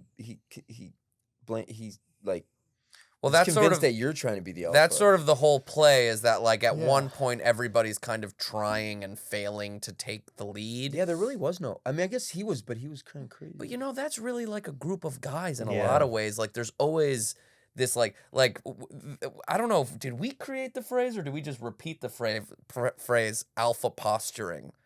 Where it's like guys are to a certain degree, guys, especially at a certain age. It depends on who you're around. Depends on who you're around and, But any and group how of old you are and guys- how drunk you Yeah, are. Yeah. there's also just in any group of guys, if you're with one another for enough period of time. We were just at a bachelor party a couple weeks ago, and it's just like it after a few days, roles get to be like Yeah. solidified a little bit. Some people are the alpha, some people are very not. Some people don't want to be the alpha, but they kind of feel like they Sigmas. have Yeah, to. Yeah, Like right. it's just male Sigmas. dynamics when you're in a Sigmas group. are- It's without fail. There does tend to become a little bit of a Like Lord of the Flies. yeah. I Yeah. think when you becomes a- introduce a woman, that's when they fight for the alpha. right. Right. I'm trying to feel like when she gets introduced, which one of you becomes the alpha? I mean, I kind of try to take the lead, but in like the worst possible Right. Yeah. way. Yeah. Yeah. Where I'm like, oh, we should punish this. Well, because the Yuri Yeah. guy's kind of We he's in should lock charge, her but in he's this Yeah, room. right. Yeah. but you don't trust him. So you're like, yeah, this guy might be the alpha, but he's But they're all. I decision-making. mean, they all take that situation as a reflection of them. right You know, and they all think, oh, she's here because of us for in their us. own way. They think that she's there because of them. So it clouds everything, every part of that experience where Yeah. they can only see her through the lens of how she's affecting them. Mhm. Yeah. And so all of them each have moments of I've got to impress her, I've Right. got to intimidate her, I've got to Yeah. Got to figure make out her what right. the deal is. Exactly. Yeah. And Yeah. she's just like can't handle And it. she's just literally trying to survive, you Yeah. know? Like she's actually kind of running from this state that we've created Yeah. and is in danger. And I wanted to ask you guys, how come you didn't? We don't know what she did, why she wasn't accepted. I We just don't know why anyone's not. Yeah, It that's just sort of the feels part of like the mystery. once Does she not know? No. No. What did she say when he She asked her says that? I they don't wanna don't tell talk They you don't why. tell They you don't tell why. you why. And that's sort of a repeated line is like, do you know why your friend got accepted? They don't tell you why. And I think at least it's like part of control. It's I like could- Yeah. I the could power. guess I don't know. You don't know why you didn't get into a college. Yeah, like right. why would they ever Yeah. tell you Yeah, why that's you so didn't true. get That's accepted true. into That's this true. Like program? I don't know if they do it anymore, but they used to do this thing where you would interview for a job, and that's about to fall. Where you would interview for a job, and you'd have to take this psychological this test. Whoa. You'd be asked these questions, and you would or wouldn't get it. But yeah, you don't know why. That's crazy. The addition crazy, of that's why you didn't get it. jams is really interesting. Yeah, I Of love like jams. putting this very realistic doll Yeah. in this environment of these men where this like kind of idea of toxic masculinity is growing within this group, and then there's this fake baby Mhm. that they all kind of let themselves be, for lack of a better term, feminine with, like motherly towards, Mhm. fatherly towards. Why, like, is the idea that that doll is kind of hidden in every house that this experiment takes place in? You know, there's a moment good where question. Jacqueline's character sees the doll Yeah. and she kind of has a look of knowing. So I think there's a chance that maybe the doll is present at at a lot of Mhm. these programs, but Okay. it feels like part of it is just, we knew we could only, we knew we were writing something to be set in one location, and that it had this sort of, almost a play or a chamber piece kind of quality. You can get pretty bored with just 4 characters, Yeah. and just you need to find a way to keep things moving and engaged. That's why Jacqueline's character comes in, and that's why we felt the doll should be Yeah, there. they're just because- triggers to keep the story turning. in Exactly. Well, it is ways. 98 minutes. Yeah, so it it's is a 98 good good minutes. length. Yeah, Yeah, it is. It's pretty perfect. punchy. Yeah, so like without Jacqueline's edition, you're talking about 80-minute movies. It's just, you kind of are trying to figure out where does this story go, and Yeah. that felt like It's also like if yeah. you're making a movie about reproduction and it's about men, like you have to have a You want a woman woman come in there, in. Like yeah. it's just Yeah. absurd if you don't. But for Jam Yeah. specifically, I think it was also kind of to what you're speaking about, like, they are projecting their own stuff Yeah. onto this doll. Yeah. And they are wondering, do I need to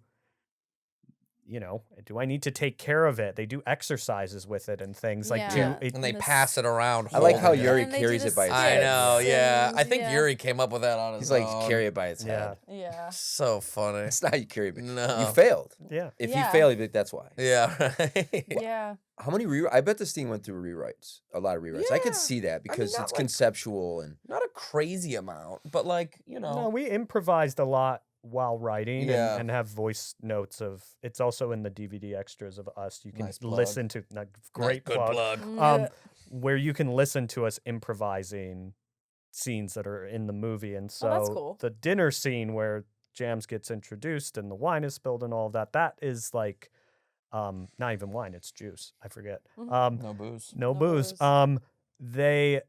That kind of felt like, you have all these moments where you're trying to get them to connect or not connect, and there's a few different kind of big group scenes where those were really fun to write, and they went through a few different iterations, but again, because we were writing it together side by Right. side, it moved, I think, pretty quickly. Yeah, and I think like the interesting thing is that the movie that we wrote is very much the movie that you see on screen. There were very few changes, but there were some changes both in the writing process and in the editing process to probably the last 20 pages, 20 minutes of the movie. And it was more just about trying to create an ending that felt earned, you know? The original ending that we came up with was much more clear, much more literal. We sort of ended up telling the audience or the reader what had gone wrong and why they were left there and what was going to happen. And then we ended up getting notes from a friend of ours that basically convinced us, no, don't give the audience that. Make the audience take an active role in figuring out what the hell just happened. like to these where are they guys. going? Where's feel this like guy that's such a where are they driving? going? I Yeah, feel like totally. that's such a generational thing because that was something that we got for the play. Like my play ends kind of ambiguously, and you're kind of like, wait, but it's not in a nice, pretty bow, and we don't know where all these characters go, and we want to know. Right. And I've I always feel liked like that. our generations, collectively, Gen X, Millennial, Gen Z, it's kind of like, no, we don't need that. Right. It's too better. expositions. Yeah, expositions. Yeah. It ruins yeah, it. it's Like the end of because the play Scream got 2. the same. Right. The play got the same note, and it was from someone who Older people. like in her late 70s. Well, it's like in early those 80s. Yorgos movies, both Dogtooth and the Lobster, and very unclear in terms of what's happening in the next scene. Yeah. Like what's happening to these people that we care about. And to me, I find those kind of endings to be incredibly gratifying. Yeah. Even though they're left Well, yeah, wide give me open. food for thought. Right, Like, exactly. let me- Leave It's me also with just something. Yeah, you let have me to- talk about it. I Right. think part of it too is you need to. It's not even knowing when the movie is ending. It's the story you're telling. Right. Yeah. And that That's a good there's point. many movies. I think of the end of Lady Bird is a really good example of that could keep going, Yeah. but that's the end of that story. Yeah, that's so You true. know, I think there's movies like that where you try to think really hard about what your story is Right. and then make sure that when it ends it feels intentional to what Yeah. you were Are you watching trying The to tell. Studio? No, but I hear it's great. Oh my god, it's so good. I've heard and it's what really we're talking good. about is like one of their episodes Oh, where is that they right? like they watch this movie and it's phenomenal and they're like, "Oh my god, what a brilliant ending." And then it keeps going. Like there's an added scene that's like a 40-minute such scene. a and they're like, such a "Oh horrible my feeling when God." that happens. Oh, that's the Ron Howard one. Yeah, the right? Ron Yeah, Howard yeah, movie. yeah. I've heard like about it. I Ron haven't watched Howard's it like, yet. it's really personal to me, and like Seth Rogen's supposed to like tell him to cut it. Like Yeah. that's the whole episode. Yeah. It's like, hey, It's so hard you when don't that need to- happens in a movie that you're watching, and it's just Yeah. you're like, like, oh, it you was should have ended there. it there. Yeah. No, and we've had the experience with some people, and like some people love the ending of this movie, and some people are like, "What happens? We want to know Yeah, what they happens." feel We wanna know Are very what the people that unfulfilled. ask what happens, are they older? Sometimes They're always older. Sometimes. I think Yeah. some people just want a sense of. I think some people certainty. the ambiguity of what's happening to them Yeah. and then what happens to them. I think it rubs some people It's the a wrong lot. way, but like that's the movie that we wanted Yeah, to make, watch so we don't Hallmark mind if it. you want a big pretty red bow. Like, what the heck? Right. That's so funny. Who scored it? Yeah, Matt Ornstein. Shout out Matt. Yeah, he's a dog. That was awesome. Yeah. Even the first scene when they're like coming into the retreat, I was Yeah. like, who wrote Yeah, this score? he's This a is he's so a bad he's a good." bad man. Did he do it to the movie? He did it to the Yeah. movie, and he used cool. some of the temp score that we had as like inspiration, but a lot of it That's is how- just, yeah. no, totally Yeah, how it is, totally. and it's just a conversation starter at the beginning. But yeah, I mean, he's a professional musician and composer, and That's so cool. and it's funny, like Neil is one of my oldest friends in the world, and one of the few people that I've known longer than Neil is Matt Ornstein. I grew up with him in Minnesota. Our families are super close, and he was kind of the first guy on my list when we were thinking about hiring a composer. And That's cool. he's awesome. So you gave him like a little bit of like he had some leeway, like because I know sometimes for the listeners, like temp scores, pretty much the tone you want to the composer to set. Yeah. And sometimes I've been guilty of this where I'm like, no, I want it to sound pretty much like this, and the composer's like, Our editor warned us of that yeah, very fact. the composer's yeah. like, oh come Yeah. on, this is my time to Right. be, and then yeah, so I you gotta think we give, just you gotta touched- trust him a We little. trusted Yeah. Matt's taste Yeah. enough and his artistry to, I think, know that this is more the energy of what we're going for, maybe even the rhythm of what we're going Yeah. for. Mhm. But he knew when to. I think the thing that's amazing about working with collaborators like him is, music's such a specific thing, and we're not musicians, but you have an idea of where you want to go, and then they really drive the car. Yeah. And so it's just it's knowing when to tell them, yeah, this is a little too bright or a little too airy or a little too, bassy or whatever it might be, but they have their own intuition that's why we hired them. That's why we're working Right. with Well, them. I think Yeah. it's super important, especially for a movie like yours, because it's people, like you said, people don't know whether to laugh, or whether to Right, take it right. seriously. So the music's gonna It's a good guide that. signifier. Yeah. Yeah, and like another part of that too, which I remember feeling like really excited about was, we used this temp score, and it worked in in the scene that it existed, but there was no consistency from scene to scene, really. And then I remember when we first started listening to the first drafts of what Matt was working on, recognizing that like, oh, like this dude's created like a theme. Like there's a theme, there's a tonal theme that pops in and out of the movie from scene to scene, and he changes it to fit the tone of the scene, but it's still there. And I just remember being like, wow, that's just a part of music that I'm sure exists in so many films, but Yeah. you're kind of not aware of it or not Yeah. conscious of it. But he is focusing on that, and it's course. good to That's so trust cool. the guy who's Yeah. especially doing someone- that. Has he done scores before? Oh He's yeah, done yeah, scores yeah, before. yeah. It was really interesting watching the movie with my roommate who's a film major from Michigan. Doesn't Max look a lot like Neil? No bet. Yeah. My roommate and you look like brothers. I get that a lot. That's so Something funny. about white guys with brown hair and Glasses we all- from the And a Midwest. beard We're all and kind of mustache. in You're the all same. kind of the From same the- dude. Yeah. Yeah, but also in film. I don't know, very Yeah. specific. But anyway, it was fun watching it with him, and then I was watching it with my childhood best friend. We've been best friends. So we were 1.5. 1.5. That's 1.5. pretty really good. early. 18 Yeah. months, I think we call it at that point still. Right. We're still in I months. guess I could say we've been Ask best these friends dads, for they know. 18 months. Oh, yeah. Not dads. His But character was gonna be a it was dad. fun listening to who reacted to what and what reacted like that in the dinner scene. Like he immediately put salt, and me and Valerie are like, "Why the fuck would you put salt on that?" And Max is like, "Well, maybe it." Like, Let's hear shut these up. guys out. All the Let's salt, see all what the salt. happens. Yeah. You immediately hate that guy even more. Oh my god! my God. Immediately, that guy. Oh my god! And now you have no salt for all of your. And it meals wasn't- for the rest never of the heard thing. like people. That was a React big, to he that? made Yeah, a big so deal. strongly. He Yeah. made a big deal That's about really that. funny. That saying. made me so upset. He'd so be an funny. uptight Oh father. my god! I was like, you. Well, just it's a ruined thing that the fucking- second, and Palm plays it so well in the scene where he says, "I don't understand the salt thing." And Yuri's character explains it, and right away Palm gets, "Oh, it absorbs." I think Yeah. once you tell people, "Well, salt will absorb liquid," they go, "Oh, of course." Absolutely. But, like, But Yuri goes also like salt is super knowing- dry. But it's like if it's like a dot, if it's like a little like stain of wine on the Yeah. tablecloth, Maybe then you rub can some do it. salt on Not it. even rub, you just put it on and Yeah. it sucks it out.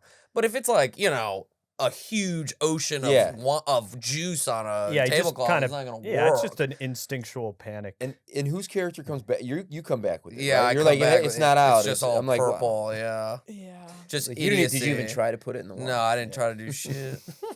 Yeah, that was so funny. That was so funny. When does Daddy? So I know because I share an office with Tom. So I heard it got pushed back, right? The release, the It's been digital pushed release, back May. a couple times. No, it's coming out. I hope not, May. It's supposed Wasn't to it- come out wasn't on it May? Tuesday. No, it was originally April 15th. February, but it's coming out April 15th. Maybe that was another.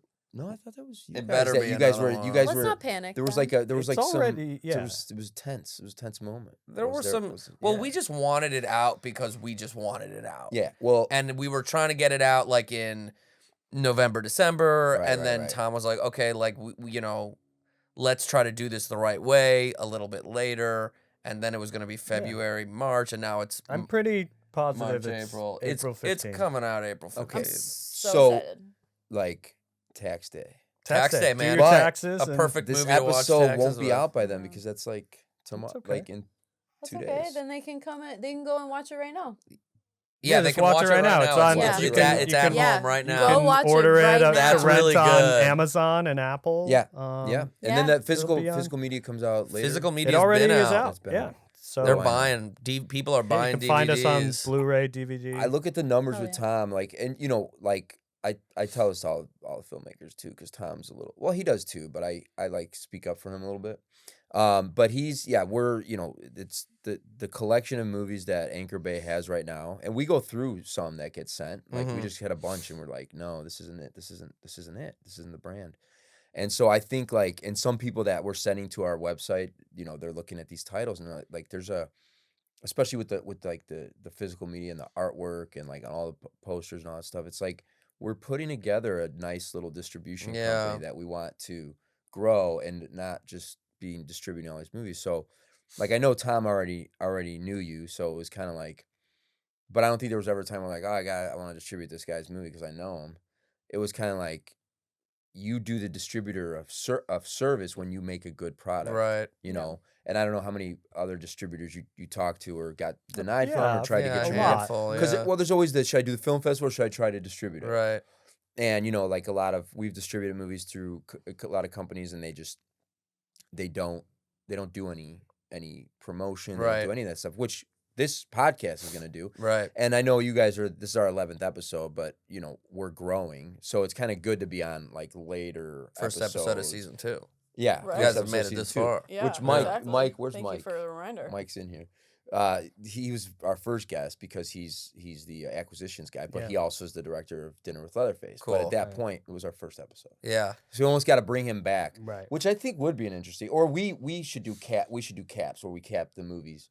Yeah, we should. Actually, we were supposed to do it at the end of season 1. Yeah. Maybe this is the last. But episode this of is season 1. I mean, I love how this serendipitously came together with all of these Michigan people and a Michigan distributor and like all that jazz. Yeah, that's we got to think of a it's just title so for this fun. episode. I don't know. You kind of just have to. If you find people early on who you know you connect with, you know you can trust, you know you have similar tastes and want to collaborate. Like, why, it's so why hard to not, break you know? through that using any kind of network or community that you have Yeah. to even just move like an inch forward is worth it. Yeah. You know? Well, and it's so good. I mean, the movie's Thanks. so good, That's you sweet of you guys. to Yeah, it say. is. It's a really, very good movie. it's It's really a fun good. one. It's a very good movie, and it's got that indie feel, but like the high concept feel. Yeah. Alexa Mini looks beautiful. Yeah, Alexa Mini looks beautiful, and you Yeah. have a passionate team of distributors behind you. So Well, thank hopefully, you. Thanks, know, guys. hopefully, we feel happy to be part of Good. it. Yeah, we Yeah, do. we're excited Yeah. to see what this duo We're does excited next. for the Are you future. guys? do you guys ever need to kind of- borrow some money? Yeah, yeah, Do you have, we would love- do you have we $2 would- million bucks? Yeah. Do you have Some $2 million? Do you have $2 million? You know, 20 Do you have bucks $2 or million? something, you know, just Not get you have today. I'll Venmo you. Yeah. That's. Are you guys kind of tied together? Are you a couple now, or do you think you'll still do other I things? mean, we separately? definitely plan on continuing to work together. I think we also like work on our own and write on our own sometimes. And I think what's so nice is that because we're such close friends, like the friendship is gonna come first. Yeah, absolutely. And we've like had to remind ourselves of that sometimes, that like we're not just working together. Yeah. We're also friends. Yeah. And I think it makes it, ideally, that will make it easier in the future where we can kind of go in and out of, you know, if we want to work together or not, we can feel good about that. That's good. Yeah. That's great. Wow. Well, Neal Kelly, JONO Sherman, thank you for coming on Thank the you, Thank you podcast. guys. This was really fun. Yeah, it was Good. nice. Yeah. Thanks, guys. All right. Cool. Well, that's it. Be sure to watch Daddy April 15th, and it's on physical media right now, so you can buy yourself a order it DVD. so you can see all the bloopers. And also scan the Turning Point barcode and help get Turning Point released. Get Turning Shameless. Point released. If Do you want to it. see this, forget about me. This girl is the star. I want to see this movie. Yeah. Yes. see little she's- baby Jill. She's fucking And amazing. go see I texted her the Jillian's other play. night. Did I Yeah, not? go see the play. How long Oh is yeah, that the running play. for? Let's promote the play. play. What's it Play. called? It's You called never- Fostered. It's at Pacific Resident Theater in Venice. It is going on from April 26th through June 18th. Oh, That's nice a nice run. 6-week run. Nice Oh, we'll be run. there. Might extend. We'll see. Heck yeah. That's longer than the kind of like, Renaissance that's Fair. a long time. It's kind of like the Ren Fair. Yeah, it's Smoking longer. cigs at the Ren Fair. Which I will also be at next Saturday if anyone You wants can to catch say it- hi. Wait, the what Ren do you Fair do? goes Work- 2 do you work at the weekends? Ren Fair? No. Oh, you're I just going again? Frequent. So it's like That's Coachella. crazy. There's It is crazy. the Ren Fair is like Coachella. There's like 2 It's weekends. my Coachella. You know what I don't like I about went the to Ren Coachella No, Fair? the when I Ren was Fair's- the 17. Ren Fair's I don't like need to do it at 2 months long, but 27. only on the weekend. The Ren Oh. Fair, when it's hot out, seems awful. That sounds like hell. Oh. Yeah. It's actually when it's like a nice 80 with a slight Ew, breeze. dude. It's That's beautiful. fucked up. Oh, okay. Remember, hold on, real quick. You're gonna go and you're gonna be like, maybe. I'm gonna come every No, year. it's got to be like autumn. Post credit. Yeah, sorry. Post credit. The Ren Fair story. I had a friend. There used to be this thing. I don't know if you remember, where you threw tomatoes at the there was a jester. dude at the I dude's. don't know if you remember. That's from fucking medieval ages. What do you mean? No, at the Ren Saying Fair at the you Ren could do Fair. it. Oh, You could. well, I don't know if you remember. Consensual when tomato it's hard to throwing. keep up with the stories. Yeah, No, fair. so we went a group of friends, and my friend was like, he was an ex-baseball player. Oh, like, shit. pitcher. And they had like heirloom tomatoes. They were huge. And there was a He, like, killed a guy. It's not here, yeah, no. It's not as close as like when you gotta dunk the guy in the tank, right? Where you throw the ball and you dunk the guy in the tank. Right. That's like 10 60 feet. Oh, 60? Oh, I got no idea what I'm 60? talking Yeah. about. No, I have no idea. this dude was far away. Okay. And high up. So they had these tomatoes where you pay $5, you get like 4 to 5 tomatoes. Mm-hmm. And my friend had great aim because he used to be a pitcher, and he was nailing this guy, and to the point where the guy had to he moved out of the way, and it went through the hole. No, wow. he hit him so hard you saw him getting carried off like with a friend, like with his arm over his shoulder, and they Jesus. replaced him. And then they wouldn't. And then the next year I went, they were like Roma tomatoes. And then the next year they were like Cherry tomatoes. The little ones. And then next year it was gone. Your They- friend they- broke the tomato tossing Yeah, meta. the guy got like a concussion probably from Yeah. a tomato. Hey, maybe don't throw anything that hard at another person. Oh, he was my friend's a When drunk we were kids, asshole. we had Oh, like this man. giant slingshot, and we would sometimes slingshot tomatoes into like the park. Or That seems fun and water friendly enough. balloons. My golf friends in Ann Arbor balls. used to drive around and get boba and then like to boba. Oh, like hit That's like a people. way more Hit people on the pedestrian. more chill version of what we our would group do. of friends. We were delinquent. My friend used to we used to work for a meat company where we'd sell meat door to door in a Nice. van. Good deal. Yeah, yeah. It was fun. Truck meat, I have a script about that, but no one does it anymore. So No, because why would you buy meat out kind of of a an truck? well, people would. It was like a '90s, '80s things. People and all the people that worked. It for was meat the company, 80s. We bought meat out of a truck. No, you seriously like until the 2000s. I had a buddy who I'm so happy I grew up in he this had country. his internet killed it. He had his own by 17 he had his own townhouse. He had a Camaro. we used Just to from be a selling country. fucking meat. Selling We meat. did. And let me tell you, the guys that do this, they're usually straight out of jail. Oh yeah. And so, but we used to drive around in this meat van with high powered water guns, like water fucking like shotguns. Yeah. And drive up to cars at stoplights, open up the back window, and shoot them like right in the face. It's pretty good. Shoot the meat van? No, we would be in the meat You'd be van. in the and- meat and in van. the back, and we would shoot like we Bet would it smelled surprise crazy. people. Were you there. ever throwing like ground hamburger meat at people? Just like No, but a guy threw prosciutto. No, but a guy did that. He threw we rolled up to a house where the guy was outside. You could tell he was like digging a hole. He was in a bad mood. We were like, hey, digging a hole in a bad mood. What are you doing? You killed a guy. Who's in a good mood and then digging a hole? Yeah. Hey, I mean, but he was like, we were like, hey, excuse me, we work for American Meat Packing. Do you like steak? And he goes, what?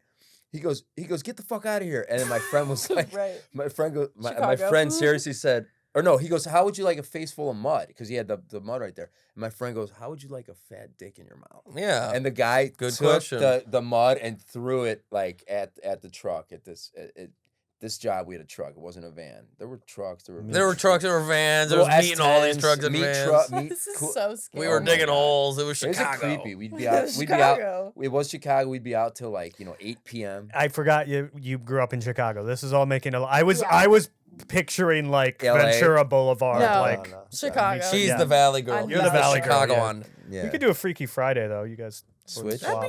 That'd be fun. My family's all in Chicago.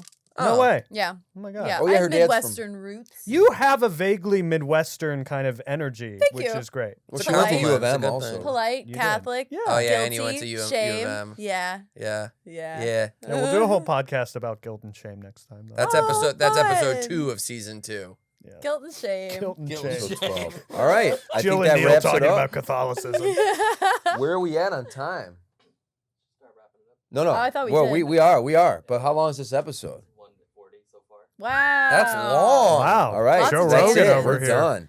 I have Jeff's to like, pee. wrap it up. All right. Thanks, I gotta guys. see what's going on with the Masters. Peace. We're done. Holy shit, Rory. Rory, what? Minus 14. That's it. No way. He's gonna fall.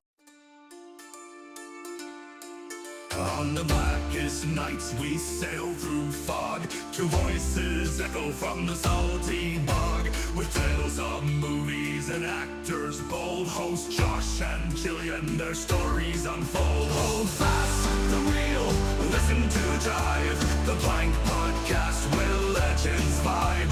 From silver screens to haunted dreams, in Josh and Jillian's twisted schemes. Brought to you by Anchor Bay Entertainment.